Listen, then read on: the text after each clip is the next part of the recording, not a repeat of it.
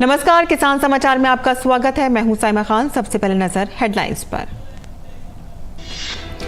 केंद्रीय मंत्री अमित शाह गुजरात के दौरे पर गांधीधाम में इफ्को नैनो डीएपी तरल प्लांट का किया शिलान्यास। कहा कि इफ्को नैनो डीएपी से भूमि रहेगी संरक्षित, सरकार की सब्सिडी होगी कम, यूरिया क्षेत्र में भारत होगा आत्मनिर्भर।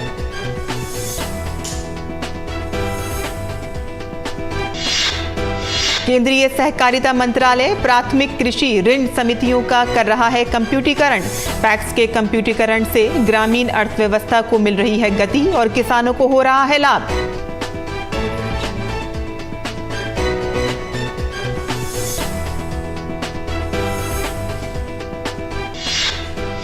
केंद्रीय मंत्री गिरिराज सिंह ने शुक्रवार को भूमि संसाधन विभाग के मीडिया अभियान का किया शुभारंभ। कहा कि लोगों में जागरूकता बढ़ाने के लिए राष्ट्रीय मीडिया अभियान किया है शुरू। 95% गांव की जमीनों के रिकॉर्ड का करवाया गया है डिजिटलीकरण।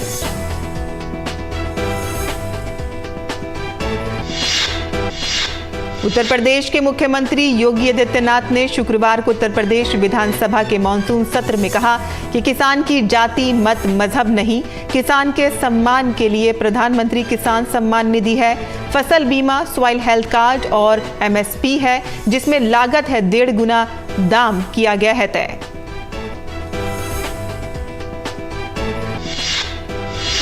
मध्य प्रदेश के मुख्यमंत्री शिवराज सिंह चौहान की अध्यक्षता में शुक्रवार को हुई मंत्री परिषद की बैठक। 2023-24 से पात्र किसानों को 6,000 रुपए का भुगतान करने की मिली स्वीकृति। मंत्री परिषद ने ग्राम पंचायत सचिवों को 7वें वेतनमान का लाभ देने का लिया निर्णय। और अब समाचार विस्तार से। केंद्रीय गृह मंत्री अमित शाह गुजरात के दौरे पर हैं। गृह मंत्री ने गांधीधाम में IFFCO nano DAP liquid plant का शिलान्यास किया। इस अवसर पर उन्होंने कहा कि इफ्को तरल डीएपी मल्टी डायमेंशनल फायदा है और देश को देने वाला है। ये तरल उर्वरक मल्टी डायमेंशनल फायदा देश के अर्थतंत्र और कृषि क्षेत्र को देने वाला है। नैनो यूरिया तरल से हमारी धरती माता संरक्षित होगी। इसके अंदर केमिकल का जहर नहीं घुलेगा। इसकी उर्वरकता बरकरार रहेगी और आने वाले दिनों में जो किसान धरती की उर्वरकता कम होने का एक बहुत बड़ा चैलेंज फेस कर रहा है, वो चुनौती से उसको मुक्ति मिलेगी। अमित शाह ने कहा कि इफ्को नैनो डीएपी से भूमि संरक्षित रहेगी और सरकार की सब्सिडी कम होने के साथ साथ यूरिया क्षेत्र में भारत आत्मनिर्भर होगा। इफ्को नैनो डीएपी तरल वो जमीन के अंदर नहीं जाता है, पौधे के ऊपर ही रहता है, जिससे डीएपी का फायदा तो होता है मगर भूमि संरक्षित रहती है। इससे पानी भी प्रदूषित नहीं होगा, उत्पादन जस का तस नहीं रहेगा बल्कि बढ़ेगा, दाम में किफायती रहेगा, सरकार का सब्सिडी का बोझ कम करेगा और सबसे बड़ी बात है इंपोर्ट को कम कर भारत को यूरिया और डीएपी के क्षेत्र में आत्मनिर्भर भी बनाएगा।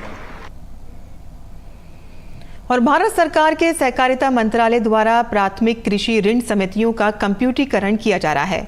कृषि ऋण समितियों के कंप्यूटर ग्रामीण अर्थव्यवस्था को गति और किसानों को लाभ मिल रहा है। देखिए हमारी ये खास रिपोर्ट। पूरे भारत में करीब 1 लाख पैक्स, लैंप्स और एफएसएस हैं, जिनके 13 करोड़ किसान सदस्य हैं। पैक्स ग्रामीण भारत के आर्थिक आधार हैं। ये किसानों को क्रेडिट यानी ऋण हासिल करने में मदद मुहैया कराते हैं। ये बीज, फर्टिलाइजर और दूसरी तकनीकी जानकारियां भी उन तक पहुंचाते हैं। लेकिन फिलहाल पैक्स के सामने कई चुनौतियां हैं।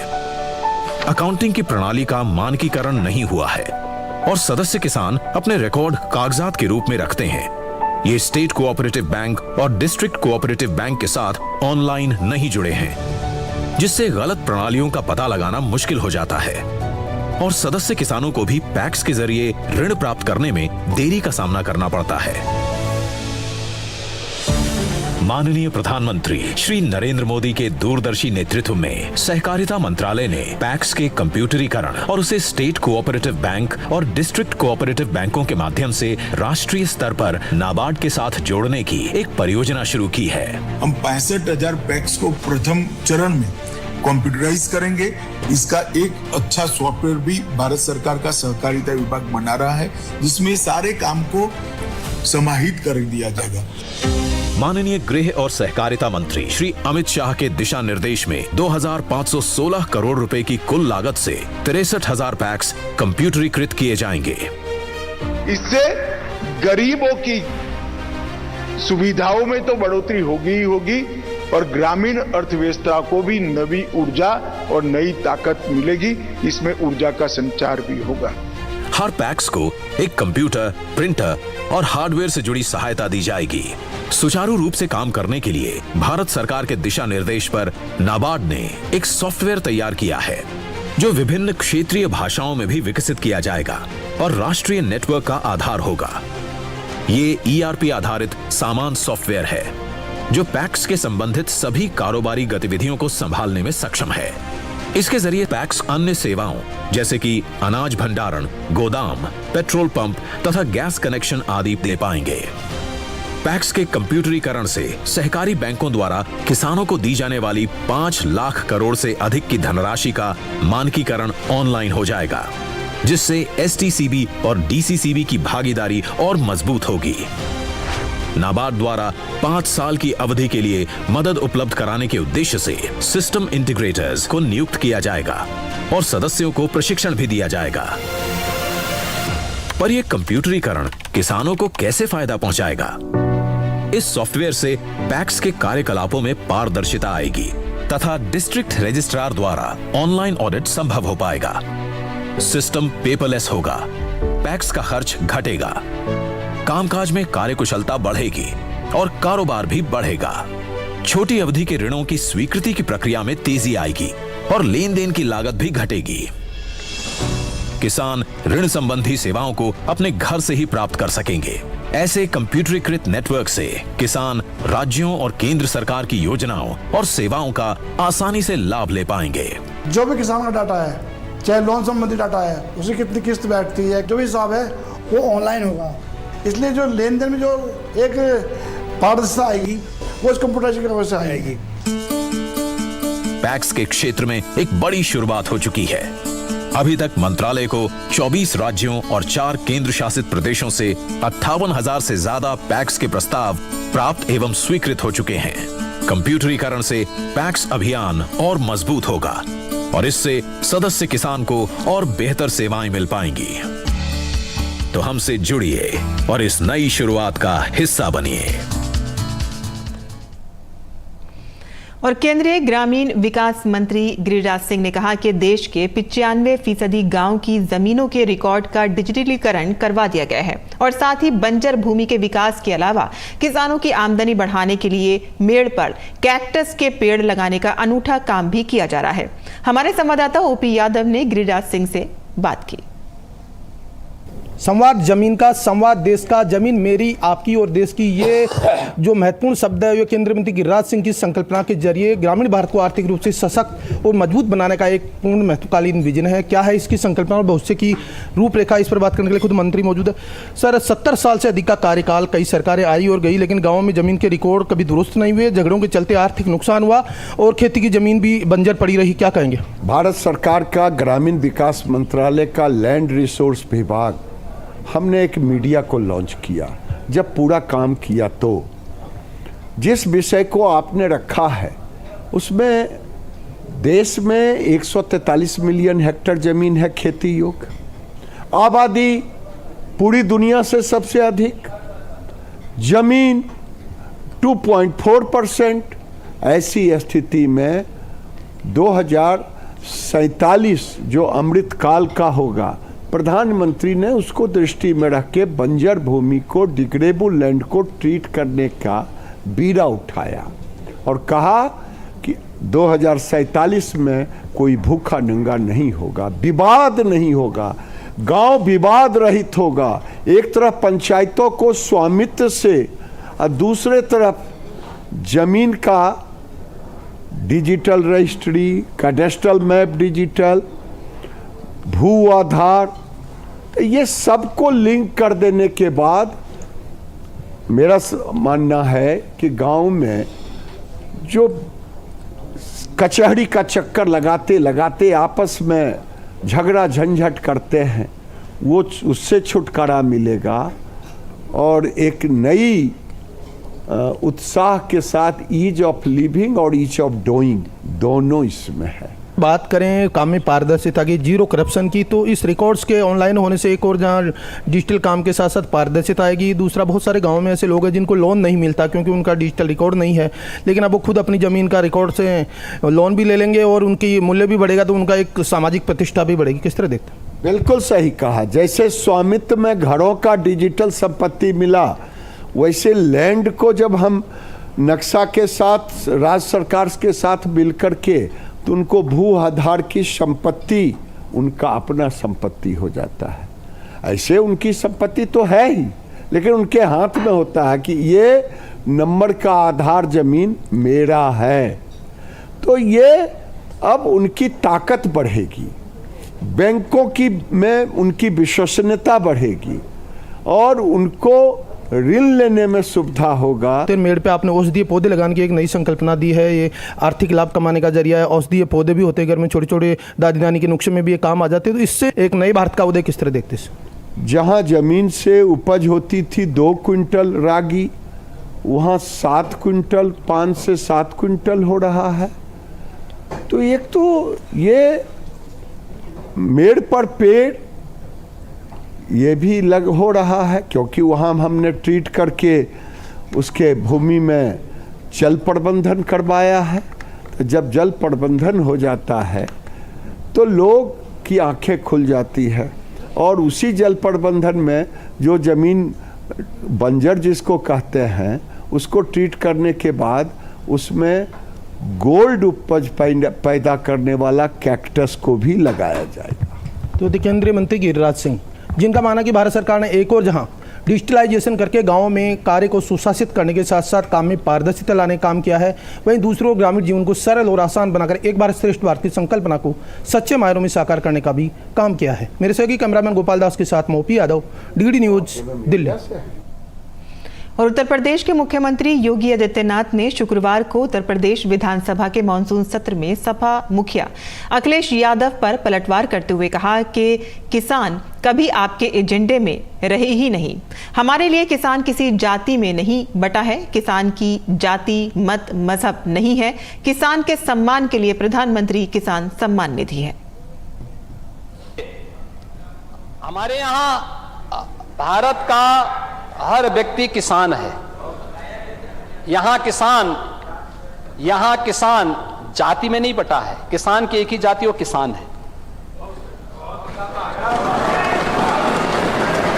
किसान की एक ही जाति, वो किसान है। उसकी ना जाति है, उसका ना मत है, उसका ना मजहब है, और केवल किसान है। और इसीलिए उस किसान के स्वावलंबन के लिए आदरणीय प्रधानमंत्री जी ने किसान सम्मान निधि जारी की, किसान के सम्मान के लिए, और जाति के लिए नहीं की है। प्रधानमंत्री फसल बीमा योजना, सॉयल हेल्थ कार्ड उन्हीं अन्नदाता किसानों के लिए जारी किया है। एमएसपी, पहली बार लागत का 1.5 गुना दाम मिले, ये उन्हीं किसानों के लिए जारी किया गया है। मुख्यमंत्री ने कहा कि भारत का और संभवतः दुनिया का पहला ऐसा भूभाग है जहां 83 से 90% कृषि योग्य भूमि सिंचित है। उत्तर प्रदेश देश का और संभवतः दुनिया का पहला ऐसा भूभाग है जहां पर 86 से 90% भूभाग कृषि योग्य भूमि वह सिंचित है। नहरों से, सरकारी नलकूपों से और निजी नलकूपों से भी। उन्हें आच्छादित करने का प्रयास वहाँ आच्छादित किया गया है और उसी का परिणाम है कि अगर हम देखेंगे तो अब तक कृषि जो हमारे पास जो डाटा है उसके अनुसार अगर हम देखेंगे तो कृषि बुवाई का जो सामान्य प्रतिशत है वह लगभग 88% फसलों को किसानों ने उसकी बुवाई हुई है और धान की नर्सरी भी लगभग 100% नर्सरी अब तक लग चुकी है। हाँ, उस पर कम बारिश के कारण या अन्य कारणों से थोड़ा नुकसान जरूर हुआ होगा। उस पर सरकार अपने स्तर पर सरकार की कार्रवाई आगे बढ़ रही है। महोदय, उत्तर प्रदेश की जो एक विशिष्टता है इसी का परिणाम है। सिंचाई की अतिरिक्त सुविधा होने, अतिरिक्त विकल्प होने का परिणाम क्या है? देश के कुल कृषि योग्य जो भूमि है वो 11% भूमि उत्तर प्रदेश के अंदर है। और मध्य प्रदेश के मुख्यमंत्री शिवराज सिंह चौहान की अध्यक्षता में शुक्रवार को मंत्री परिषद की बैठक हुई, जिसमें प्रदेश के हित में कई अहम निर्णय लिए गए। मंत्री परिषद ने मुख्यमंत्री किसान कल्याण योजना अंतर्गत वित्त वर्ष 2023-24 के पात्र किसानों को 6,000 रुपए का भुगतान करने की स्वीकृति दी है।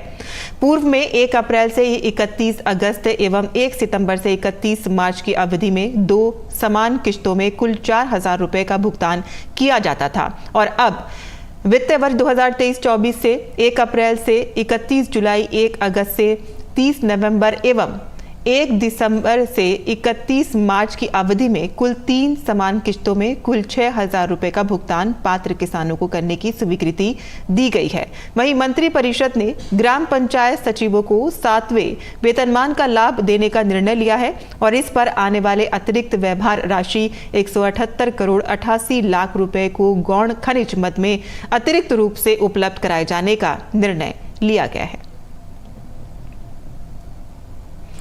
पूर्व राष्ट्रपति रामनाथ कोविंद ने हरियाणा के कुरुक्षेत्र का दौरा किया। इस अवसर पर रामनाथ कोविंद के साथ गुजरात के राज्यपाल आचार्य देवव्रत, पंजाब के राज्यपाल बनवारी लाल पुरोहित और हिमाचल प्रदेश के राज्यपाल शिव प्रताप शुक्ला, हरियाणा के कृषि मंत्री जेपी दलाल भी उपस्थित रहे।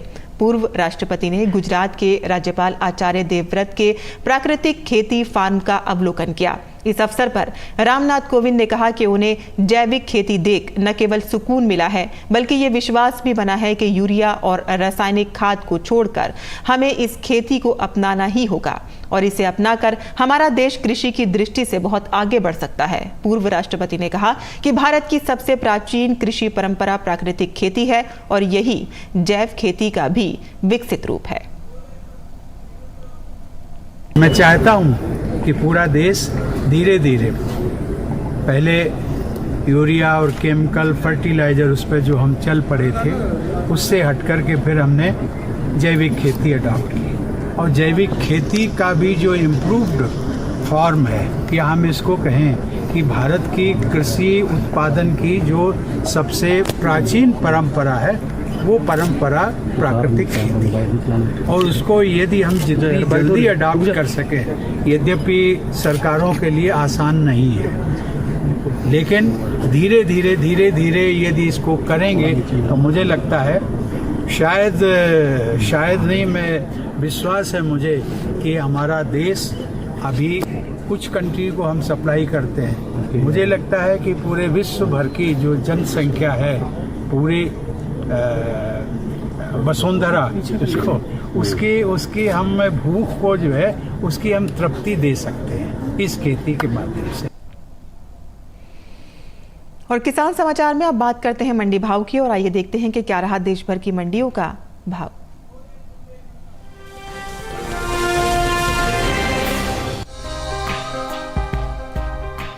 चालू खरीफ सीजन में मक्का की बुआई बीते साल से आगे चल रही है। कृषि मंत्रालय के 4 अगस्त को जारी ताज़ा आंकड़ों के मुताबिक साल 2023 के लिए खरीफ मक्का की खेती 76,14,000 हेक्टेयर में हो चुकी है, जबकि बीते साल के समान अवधि के दौरान खरीफ मक्का की खेती 75,44,000 हेक्टेयर में हुई थी। फिलहाल कृषि उपज मंडियों में इन दिनों मक्का की आवक सामान्य बनी हुई है। भाव पर नजर डालें तो 11 अगस्त को देश की ज्यादातर मंडियों में मक्का के सौदों में मजबूती के साथ कारोबार हुआ। एगमार्ट नेट के मुताबिक गुजरात की दाहोद मंडी में 10 अगस्त को पीली मक्का का भाव रहा 2,550 रुपए। 11 अगस्त को इसके भाव में 50 रुपए की तेजी आई और भाव 2,600 रुपए पर जा पहुंचा। राज्य की ही जम्बूसर मंडी में इस दौरान मक्का के सौदों में बढ़त के साथ कारोबार हुआ। यहां 10 अगस्त को मक्का का भाव था 1,900 रुपए। 11 अगस्त को इसके सौदे 100 रुपए चढ़कर 2,000 रुपए पर हुए। राजस्थान की विजयनगर मंडी में 10 अगस्त को मक्का का भाव रहा 2,295 रुपए। 11 अगस्त को इसके सौदों में 155 रुपए का उछाल आया और भाव जा पहुंचा 2,450 रुपए प्रति क्विंटल पर। कोटा मंडी में बीते गुरुवार को मक्का का भाव था 2,000 रुपए। शुक्रवार को इसके भाव में 100 रुपए का उठाव आया और भाव हो गया 2,100 रुपए। उत्तर प्रदेश की हाथरस मंडी में पीली मक्का के भाव की बात करें तो यहाँ शुक्रवार को पीली मक्का के भाव में तेजी देखने को मिली। 10 अगस्त को हाथरस मंडी में पीली मक्का का भाव रहा 1,970 रुपए। 11 अगस्त को इसके सौदे 30 रुपए चढ़कर 2,000 रुपए पर हुए। वहीं बात मक्का की पैदावार की करें तो इस साल मक्का की रिकॉर्ड पैदावार देखने को मिल सकती है। कृषि मंत्रालय की ओर से जारी तीसरे अग्रिम अनुमान के मुताबिक साल 2022-23 के दौरान देश में मक्का की रिकॉर्ड उपज 359,13,000 टन होने का अनुमान जताया गया है, जो पिछले साल की 337,30,000 टन की पैदावार की तुलना में 21 लाख टन अधिक है। अनुमान है कि मक्का की रिकॉर्ड उपज का असर इसके बाजार भाव पर पड़ सकता है। मक्का के निर्यात पर नजर डालें तो कृषि और प्रसंस्कृत खाद्य उत्पाद निर्यात विकास प्राधिकरण यानी एपीडा के मुताबिक वित्त वर्ष 2022-23 के दौरान भारत ने विश्व भर में 34,53,680.58 मीट्रिक टन मक्के का निर्यात किया है।